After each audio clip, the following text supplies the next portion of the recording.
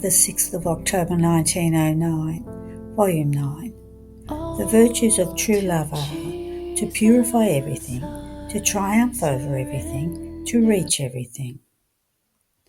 After I received communion, my always lovable Jesus came for a little while, and since I had had a discussion with the confessor on the nature of true love, I wanted to ask Jesus whether I was right or wrong, and he said to me, "My daughter, it is exactly like that, as you were saying, that true love facilitates everything, excludes any fear, any doubt, and all of its art is in taking possession of the beloved, and when it has made her its own, love itself provides her with the means in order to preserve the object acquired. Now what fear, what doubt can a soul have about something that belongs to her? What can she not hope for? Even more, when she has come to take possession of it, love becomes daring and reaches the point of taking excesses up to the incredible. True love can say, 'There is no longer yours and mine. I am yours and you are mine.' So we can dispose of each other, delight in each other, enjoy each other. If I have acquired you, I want to use you as I please." How can the soul in this state of true love go fishing for defects, miseries, weaknesses? If the object acquired has condoned her everything, embellishes her with everything, and the object that she possesses keeps purifying her continuously. These are the virtues of true love: to purify everything, to triumph over everything, to reach everything. In fact, what love can there be for a person whom one fears, about whom one doubts, from whom one does not hope for everything? Love would lose the best of its qualities. It is true that even in the saints one can see this, and this shows that in the saints love can be imperfect and can have its variety according to the state in which they find themselves. In you the thing is very different, since you should be in heaven with me, and you have sacrificed this for love of obedience and of your neighbour. Love has been confirmed in you. The will has been confirmed in not offending me. Therefore your life is like a life that has already passed, and this is why you do not feel the burden of your miseries. So be well attentive on what befits you, and on loving me up to the infinite love. End of the reading. The 6th of October, 1911, Volume 10. Jesus hides himself to be able to chastise. With Jesus, the soul can do everything. Without him, she can do nothing. I was thinking to myself, how is it possible that blessed Jesus, in order to chastise the people, has to deprive me of his lovable presence? I would like to see whether he does not go to other souls to make himself seen. I believe that these are excuses, or that there is something in me which prevents him from coming. And Jesus, just barely making himself seen, told me, "My daughter, it is really true that I do not come often because of the chastisements. And suppose, if you'd like, that I go to someone else, this says nothing. Everything is in the state that the souls have reached through my grace. For example, if I went to a soul who is a beginner or who has not reached the possession of me as if I were all her own, she would do little or nothing to me. She would not have that daring, that confidence to disarm me and to bind me as she pleases. These are all timid before me, and with reason, because they have not entered into me as the owners, so as to be able to dispose as they wish.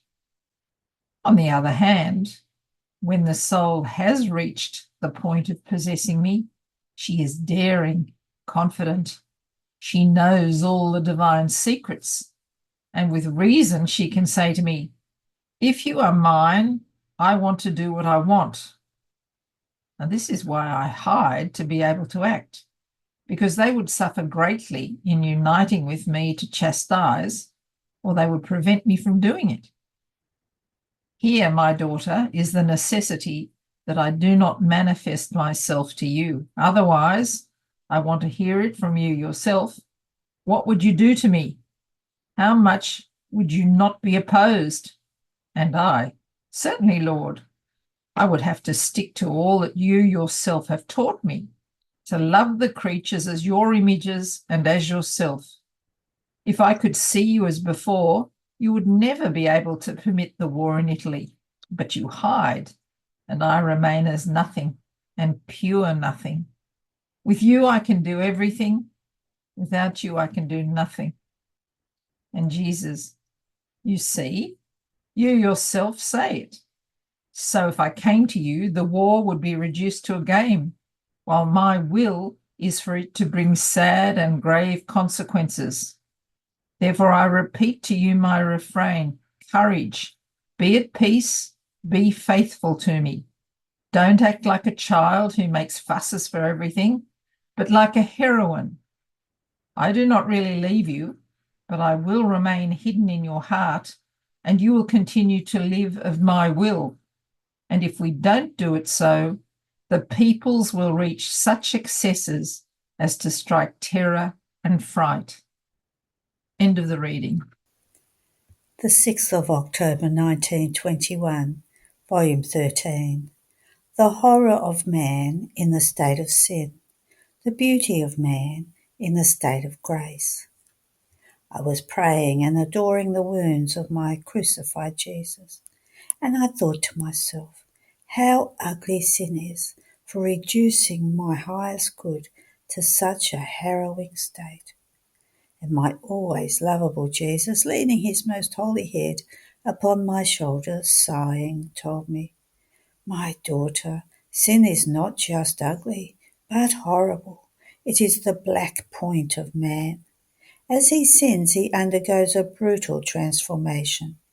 All the beauty I gave him is covered with such ugliness as to be horrible to the sight. And it is not only the sense which sins, but the whole of man runs along with it. So sin is his thought, his heartbeat, his breath, his motion, his step. His will has dragged man to one single point, and from his whole being he emanates thick darkness that blinds him, and a poisonous air that poisons him. Everything is black around him. Everything is deadly. And whoever approaches him puts himself in a state of danger, horrible and frightening. Such is man in the state of sin. I remained terrified, and Jesus continued, if man is horrible in the state of guilt, he is also beautiful in the state of grace and of doing good. Good, be it even the tiniest, is the bright point of man. As he does good, he undergoes a celestial, angelic, and divine transformation. His goodwill drags his whole being to one single point. Therefore, good is his thought, his word, his heartbeat, his motion, his step. Everything is light, inside and outside of him. His air is balmy and vital, and whoever approaches him places himself in safety. How beautiful, gracious, attractive, lovable, striking is the soul in grace, in doing good, so much so that I myself remain enamoured. Each good she does is one more shade of beauty that she acquires. It is a greater likeness to her Creator, which makes her be distinguished as his child. It is divine power that she puts in circulation. All the good she does are spokesmen between heaven and earth.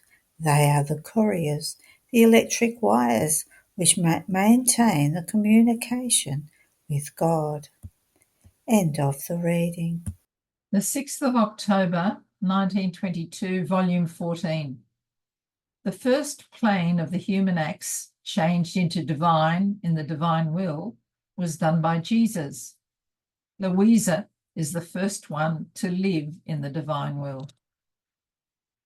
I was praying when my always lovable Jesus came and, throwing his arms around my neck, told me, my daughter, let us pray together. Let us enter into the immense sea of my will so that nothing may come from you which is not plunged in it. The thought, the word, the heartbeat, the work, the step, everything must take its place in my will. And for each thing you do in it, you will take one more possession and acquire a greater right. All human acts, according to the purpose of creation, were to have life in my volition and form in it their plane of all human acts changed into divine, with the mark of supreme nobility, sanctity, and wisdom. It was not our will that man withdraw from us, but that he live with us, growing in our likeness and operating with our own manners. This is why I wanted that all his acts be done in my will, to give him the space in which to form his own little river within the immense sea of my will. I acted like a father who possessed great lands and said to his son, I give you possession of the centre of my possessions, so that you may not go out of my boundaries and may grow in my riches, with my own nobility and with the greatness of my works, and so that all may recognize that you are my son. What would one say of him if he did not accept the great gift of his father and went to foreign lands to live out of miseries, disennobling himself under slavery of cruel enemies? Such was man. Now, this plain, this little river in my volition, I want it from you. Let each one of your thoughts flow in it, so that at the reflections of our intelligence, which is thought of each one, it may rise over each intelligence and give us the homage of each thought in a divine manner. Let your words and works flow as well, so that the reflection of our word fiat, which made all things and is word of each one, and at the reflections of the sanctity of our works, which is life and motion of all, they may rise and hover over all, giving us the glory of each word and of each work, with our own word fiat and with the very sanctity of our works. My daughter, if all that is human, be it even one thought, is not done in my will, the human plane takes no possession, the little river is not formed, and my will cannot descend upon the earth to make itself known and to reign. On hearing this, I said to him, My love, Jesus, how is it possible that after so many centuries of life of the Church, which put out so many saints, and many of them have astonished heaven and earth with their virtues and with the wonders they performed, they did not operate fully in the divine will, so as to form that plane you are talking about? Were you waiting just for me, the most unable, the most bad and ignorant one, in order to do this? It seems just incredible. And Jesus, listen, my daughter, my wisdom has means and ways which man ignores, such that he is obliged to lower his forehead and adore it in mute silence. And it is not up to him to dictate the laws to me, whom I should choose in the appropriate time, which my goodness disposes. Besides, first I had to form the saints who were to resemble me and copy my humanity in a more perfect way, as much as is possible for them. And this I have already done. Now my goodness wants to move further and wants to give in greater excesses of love, and therefore I want them to enter into my humanity and copy what the soul of my humanity did in the divine will. If the first ones cooperated with my redemption in order to save souls, to teach the law, to cast away sin, being limited within the centuries in which they lived, the second ones will go beyond, copying what the soul of my humanity did in the divine will. They will embrace all centuries, all creatures, and rising above all, will place in force the rights of creation which are due to me and which concern all creatures, bringing all things to the prime origin of creation and to the purpose for which creation was delivered.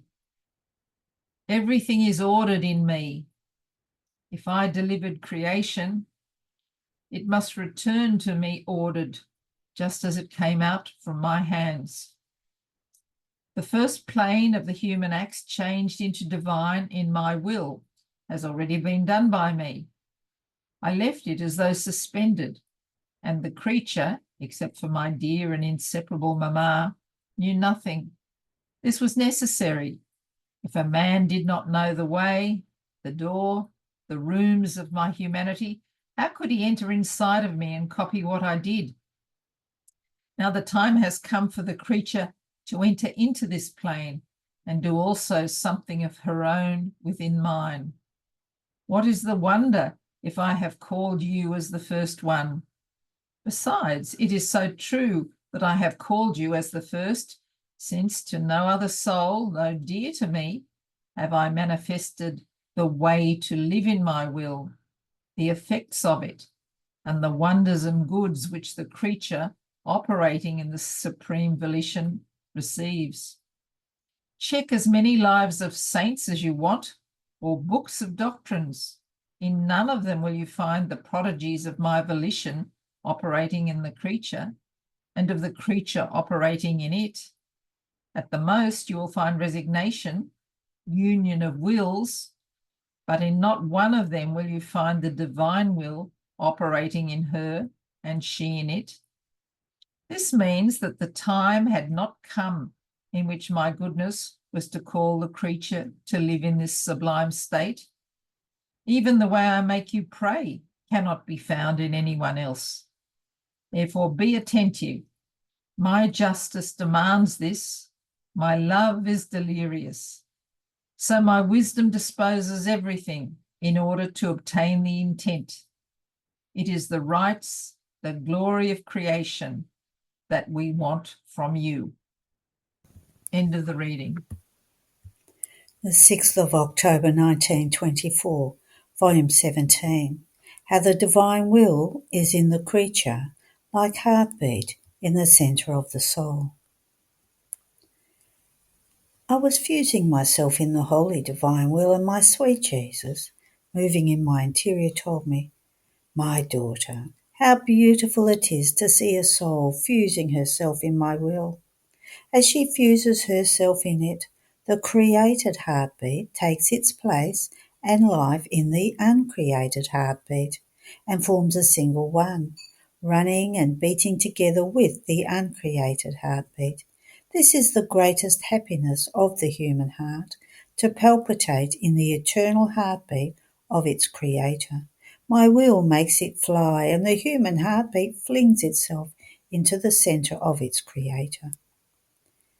Then I said to him, "Tell me, my love, how many times does your will go around through all creatures?" And Jesus, "My daughter, in each heartbeat of creature, my will forms its complete round through all of creation. And just as the heartbeat in the creature is continuous, and if the heartbeat ceases, life ceases, in order to give divine life to all creatures, my will, more than heartbeat, goes around and forms the heartbeat of my will in every heart. See then how my will is in every creature as primary heartbeat, because her own is secondary. And if I feel any heartbeat of creature, it is by virtue of the heartbeat of my will. Even more, my will forms in her two heartbeats, one for the human heart as life of the body, and one for the soul as heartbeat and life of the soul. But do you want to know what this heartbeat of my will does in the creature? If she thinks, my will runs and circulates like blood in the veins of the soul, and gives her the divine thought, that she may put aside the human thought and give the place to the word of my will. If she works, if she walks, if she loves, my will wants the place of her work, of her step, of her love. The love and the jealousy of my will in the creature is so great that while it palpitates, if the creature wants to think, it becomes thought. If she wants to look, it becomes eye. If she wants to speak, it becomes word. If she wants to work, it becomes work. If she wants to walk, it becomes foot. If she wants to love, it becomes fire.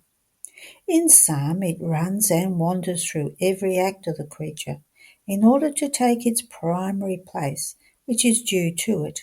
But to our greatest sorrow, the creature denies it this place of honour and gives place to her human will, and my will is forced to remain in the creature as if it had no thought, no eye, no word, no hands, no feet, unable to carry out the life of my will in the centre of the soul of the creature. What sorrow! What highest ingratitude! But do you want to know who gives me free field and lets my will operate as heartbeat of life within her soul? One who lives in my will. Oh, how well does my will carry out its life, becoming thought of her thought, eye of her eye, word of her mouth, heartbeat of her heart, and so with all the rest. Oh, how quickly we understand each other with one who is living in my will, and my will obtains the intent of forming its life in the soul of the creature. And not only in the creature, with reason does my will hold its primary place, being like heartbeat, which giving circulation to the life of the soul, runs to give life to all the acts of the creature. But in all created things, my will holds its primary place and circulates as heartbeat of life, from the tiniest created thing up to the greatest one, and none of them can move from the power and immensity of my will. It becomes life of the blue heavens, maintaining their celestial colour ever new and vivid, nor can it fade, change, or turn pale, because my will wanted it to be so, and once it has been established, my will does not change. My will is the life of the light and of the heat of the sun, and with its heartbeat of life, it preserves its light and heat ever equal and alive, keeping it immobile in my will, unable to move, to grow or to decrease in the good it must do to all the earth. My will is life of the sea, and forms the murmuring of its waters, the darting of the fish, the roaring waves. Oh, how my will shows off the power it contains within itself, and it carries out its life with such great majesty and absolute dominion in the created things, that neither can the sea do without murmuring, nor can the fish do without darting.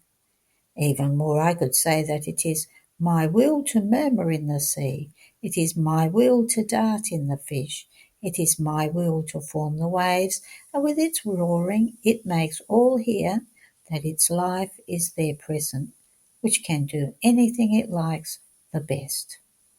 My will is heartbeat of life in the bird that warbles, in the cheeping of the chick, in the lamb that bleats, in the turtle dove that moans, in the plants that vegetate, in the air that everyone breathes. In sum, in everything, my life has its life, my will has its life. With its power it forms the act it wants. So it maintains harmony in all created things and forms in them the different effects, colours, offices, which each of them contains. But do you know why? To make myself known to the creature, to go to her, to court her, to love her, with as many different acts of my will, for as many things as I created for her. My love was not satisfied with placing in the depth of her soul my will as heartbeat of life, but wanted to place my will in all created things, so that also on the outside my will might never leave her, so that the creature with reason might be preserved and grow in the sanctity of my will, and all created things might be an incitement, an example, a voice, and a continuous call to her, to make her always run in the fulfilment of my will, the only purpose for which she was created. But the creature becomes deaf to the so many voices of creation, blind to the sight of so many examples, and if she opens her eyes, she fixes them on her own will. What sorrow! Therefore I recommend that you never go out of my will, if you do not want to multiply my sorrow and lose the purpose for which you were created. End of the reading. I surrender all to Him. I freely give.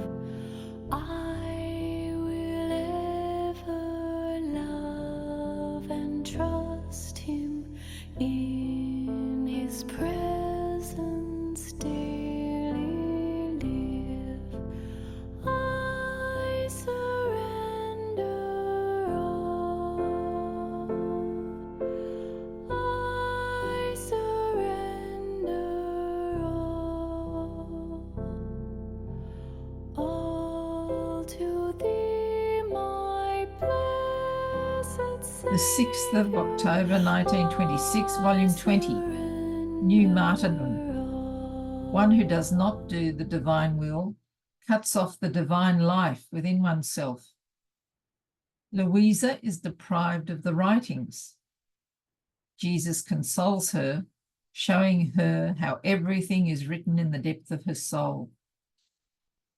I was all immersed in the intense pain of the privation of my sweet Jesus, and I said to myself, my Jesus, how can you not have compassion on this little daughter of yours, who, feeling without you, feels life being snatched away from her? It is not just the pain that I feel that would be more bearable, but it is life itself that I feel missing in me. I am little, I am weak, and if for nothing else, at least because of my excessive littleness, you should have had compassion on this poor little one, who is almost in continuous act of feeling life missing in her, and of taking it back only to feel herself dying again. My Jesus, my love, what kind of new martyrdom is this, never before felt? To die times upon times, and yet never dying. To feel life missing in me without the sweet hope of taking flight toward my celestial fatherland. Now, while I was thinking of this, my always lovable Jesus moved in my interior and with a tender tone told me, little daughter of my will, courage. You are right that it is life that you feel missing in you, because being deprived of me, you feel the life of your Jesus missing, ending within you. And with reason, tiny little one as you are, you feel the hard martyrdom of life ending in you. But you must know that my will is life, and every time creatures do not do it and reject it, it is a divine life that they reject and destroy within themselves. And do you think that the pain, the continuous martyrdom of my will is something trivial? In feeling so many acts of life that it wants to make arise in creatures with so much goodness, being cut off from itself as though by a deadly sword, and in place of this divine life that was cut off within them, they make arise the life of passions, of sin, of darkness, of weaknesses. Not doing my will is divine life that creatures lose.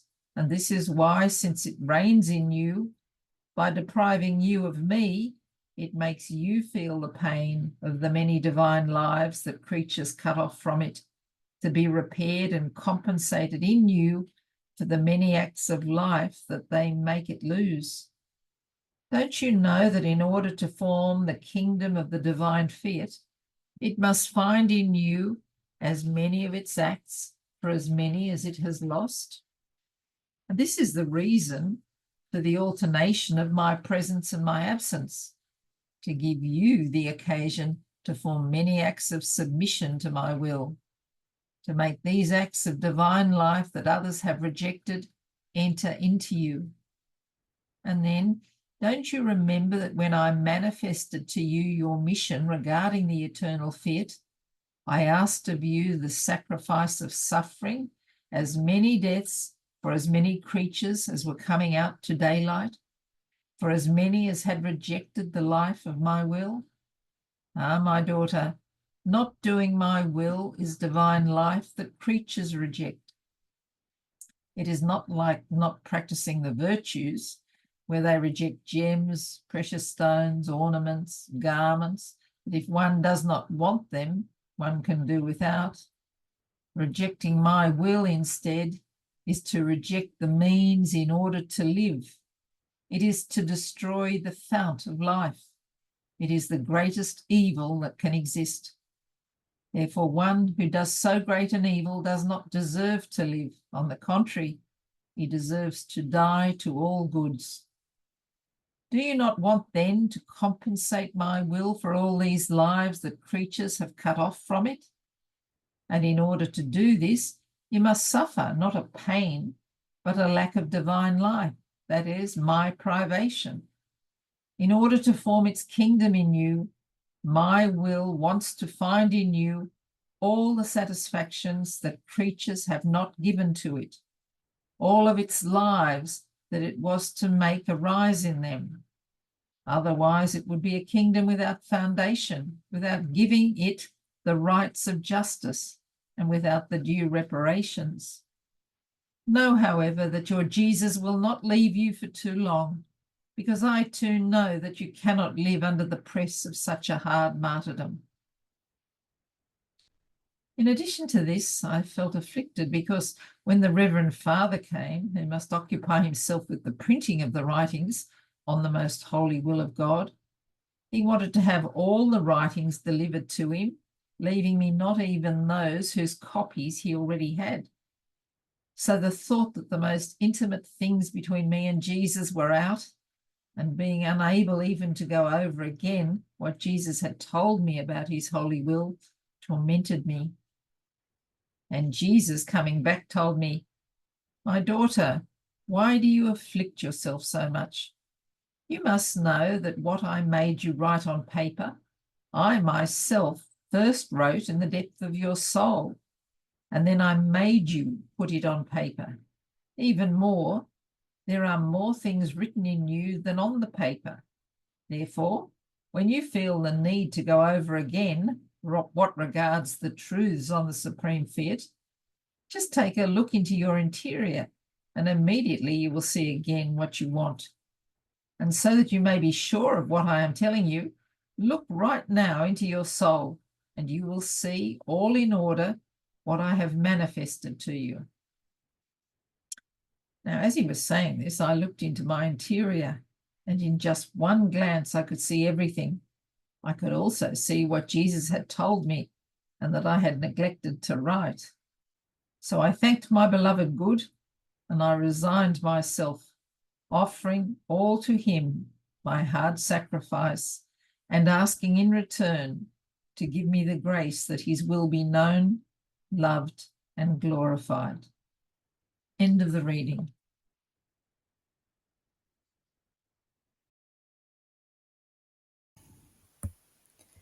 The 6th of October 1927, Volume 23. How one who works in the divine will works in the divine properties. How she forms the sun. How God wants to find the soul in all created things. I was continuing my acts in the divine fiat, and my sweet Jesus, moving in my interior, told me, "My daughter, one who operates in my will works in my divine properties, and she forms her acts within my interminable goods of light, of sanctity, of love, of happiness without end, acts that are transformed into suns. These suns are produced by my own qualities that have made themselves available for the act of the soul, for her decorum, and so that these acts might be worthy of her Creator and might remain as perennial acts in God Himself, glorifying Him and loving Him with His very divine acts. So, before he sinned, Adam formed as many sons in his Creator for as many acts as he did.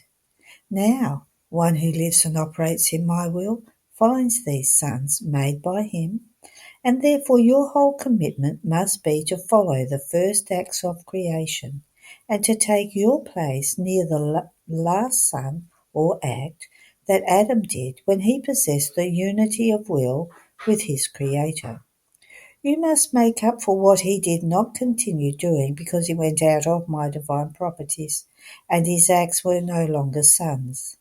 In fact, he no longer had my divine qualities in his power that lent themselves to let him form sons. At the most, as good as they might be, his acts reduced themselves to being tiny little flames, because the human will without mine does not have the virtue of being able to form sons. It lacks the raw materials. It would be as if you wanted to form an object of gold without having the metal of gold in your power. As much goodwill as you might have, it would be impossible for you. My will alone has sufficient light to let the creature form sons, and it gives this light to one who lives in it, within its properties, not to one who lives outside of it. So you must make up for all other creatures who have not possessed the unity with my will. Your work is great and long. You have much to do within my endless boundaries. Therefore, be attentive and faithful.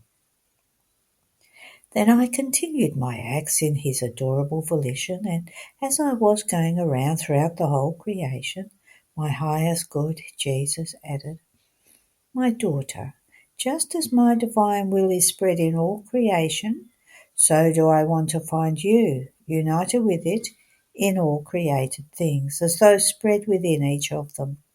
You will be the heart of the earth, that I may find your life palpitating within it, attesting to me with its continuous heartbeat the love of all its inhabitants.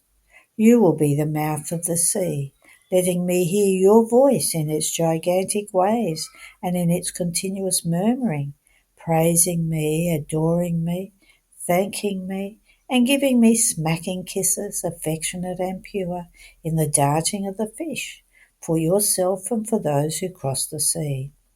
You will be in the arms of the sun, so that as you extend and expand within its light, everywhere I may feel your arms embracing me and clasping me tightly to tell me that it is me alone that you seek, it is me alone that you want and love.